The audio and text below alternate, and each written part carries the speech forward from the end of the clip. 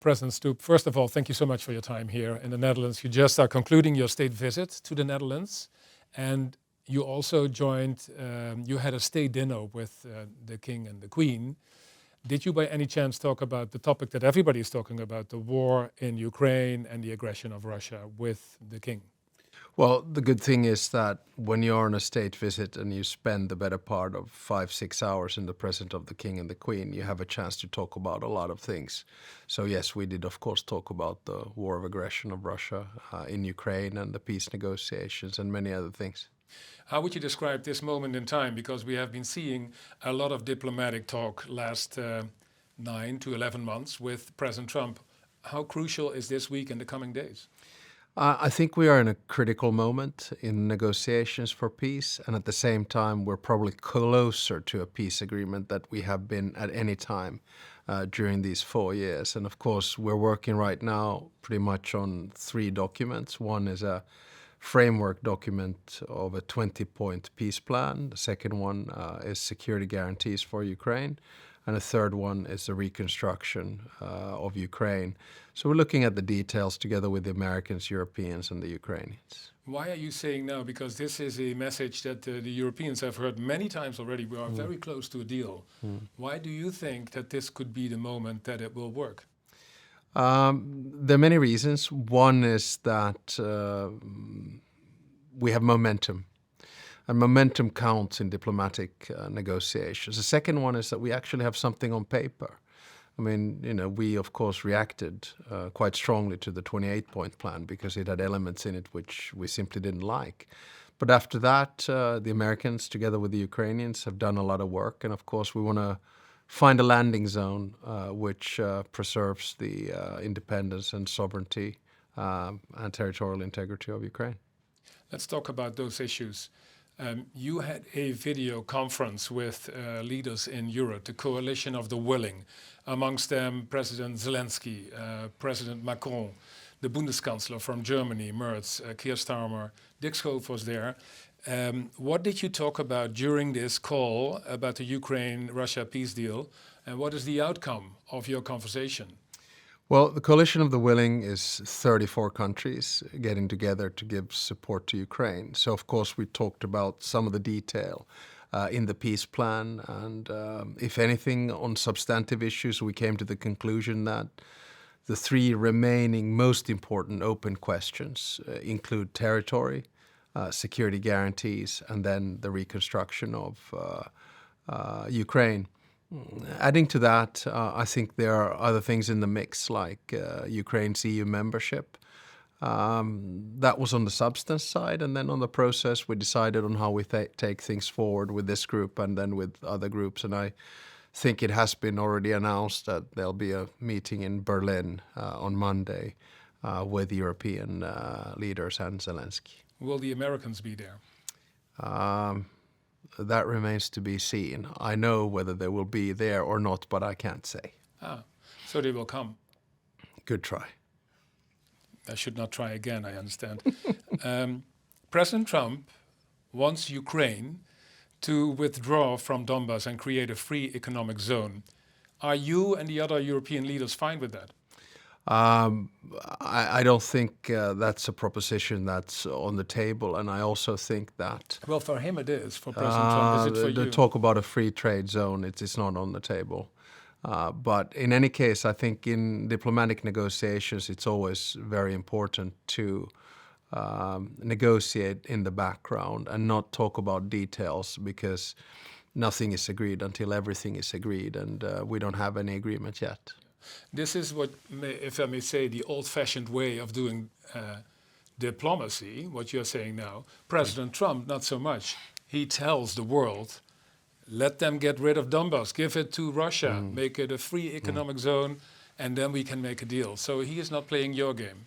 I wouldn't frame it like that, but for a country like Finland, of course, any territorial issues, are for Ukraine to decide, and second, we have no intentions to recognize any territory acquired by the Russian Federation from Ukraine. Those are issues that Ukraine deals with themselves. Very complicated. You have stated earlier in an interview with the BBC in October that, and I quote, Finland will never recognize occupied Crimea or the regions of Donetsk, Luhansk as part of Russia.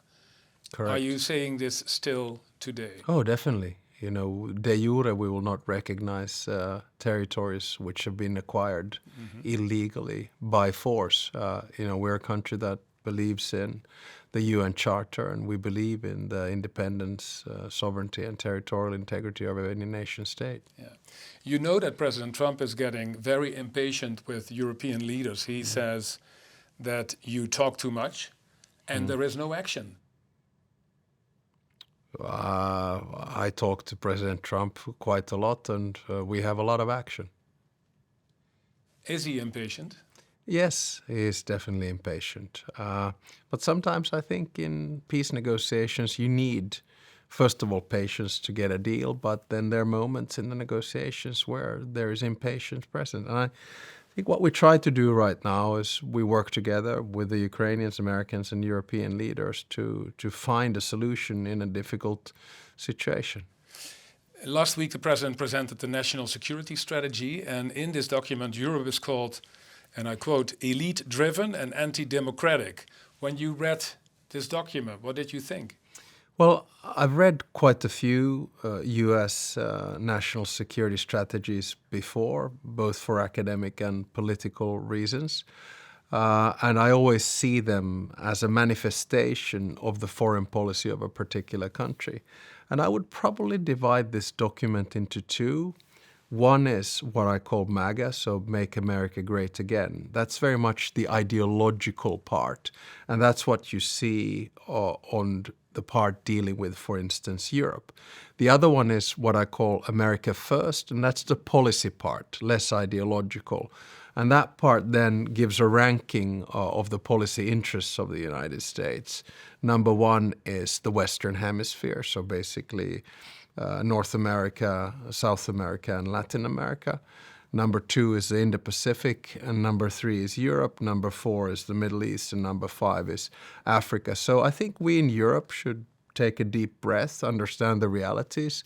This is what American foreign policy looks like. But if I may ask you, there was nothing negative about Russia, China, not even North Korea.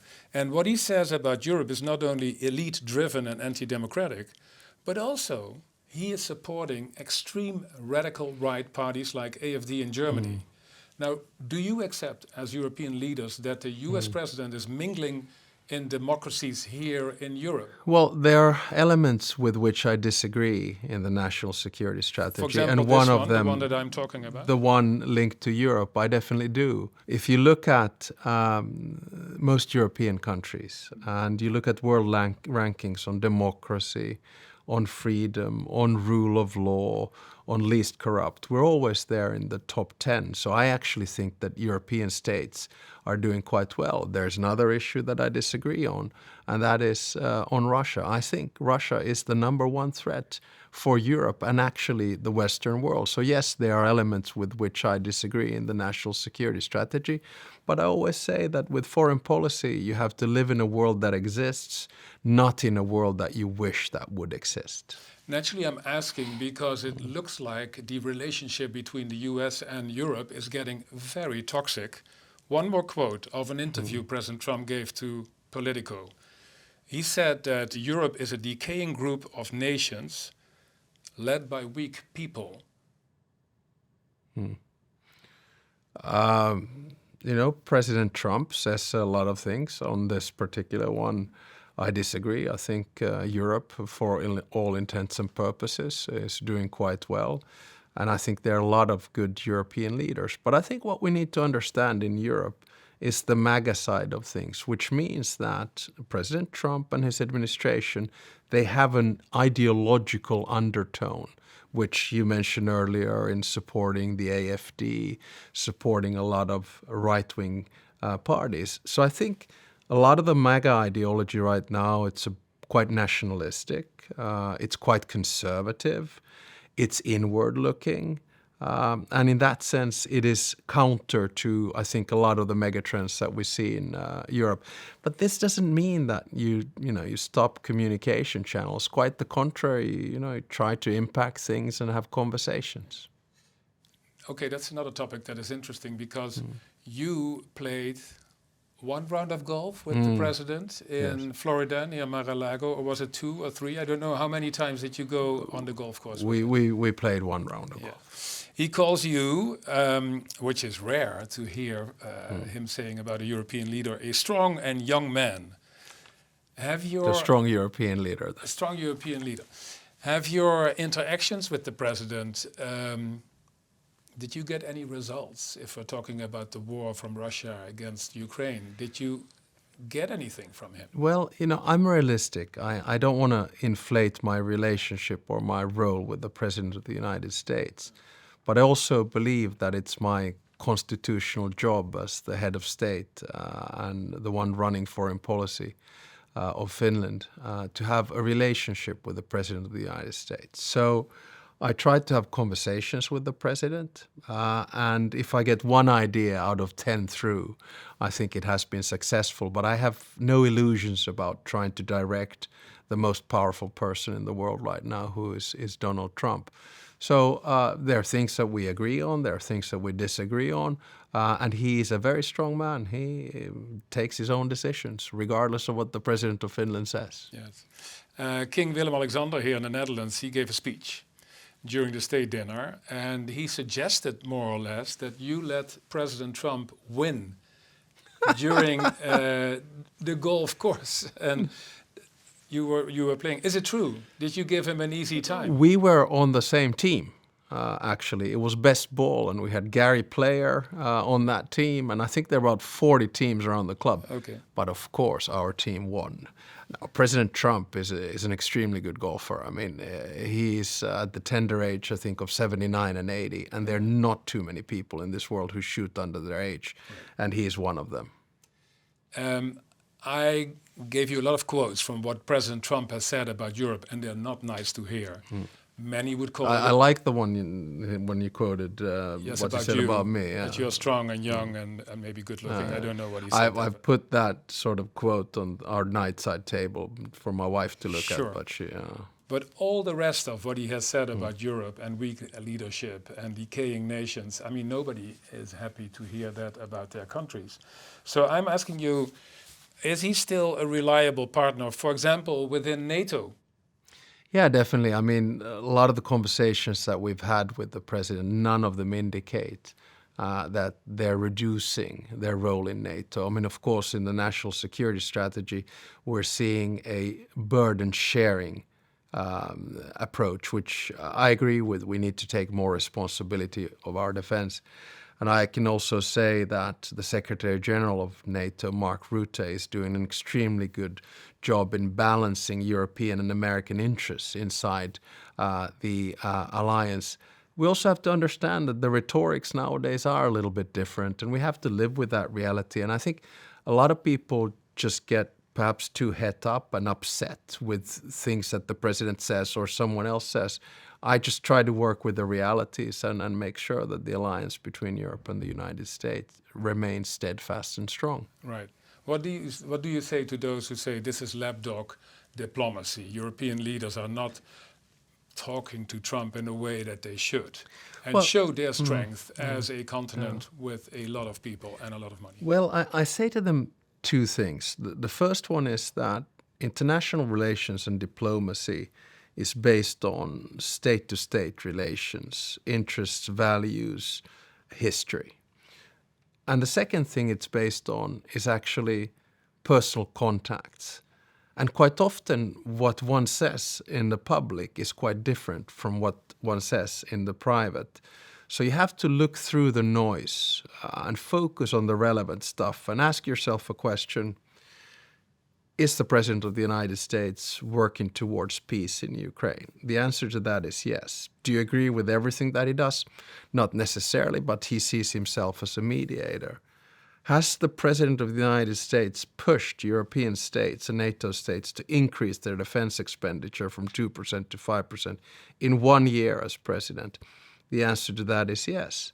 And then you also have to understand that American foreign policy is changing, and you just have to live with it and find solutions. And that's what you try to do in diplomacy. So you're being practical.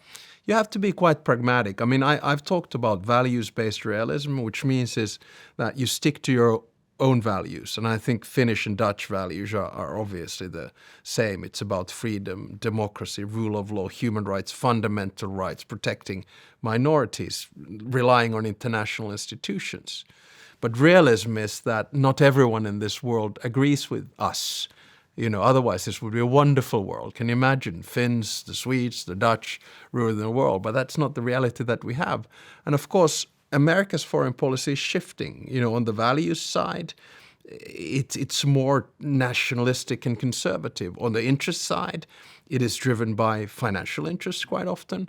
And then the power side, they're shifting the geography of power. So, we try to work with these realities and not sort of shut doors.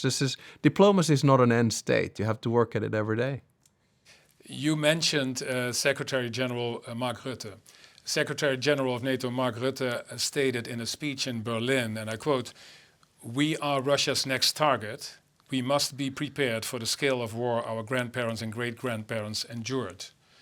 Do you agree with that assessment?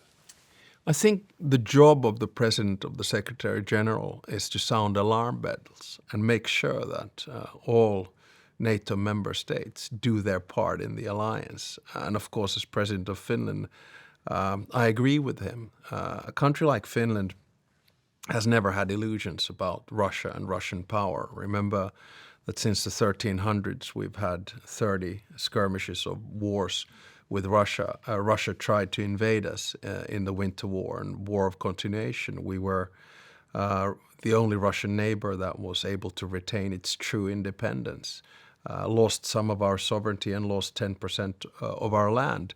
So our message is that in order to avoid war, you have to prepare. And that, I think, is the message of Mark Rutte as well. So you agree?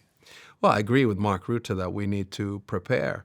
And I think our deterrent is strong enough to make sure that it is not in the interests of Russia to attack a NATO country. But Russia's imperialistic behavior doesn't necessarily only have to be towards a NATO state. It has other neighbors as well.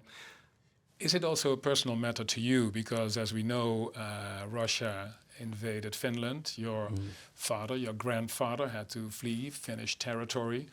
What is happening now in Ukraine must remember you in the history books that you have seen, the personal stories of what has happened to Finland. How personal is this fight? I think it's personal for every Finn.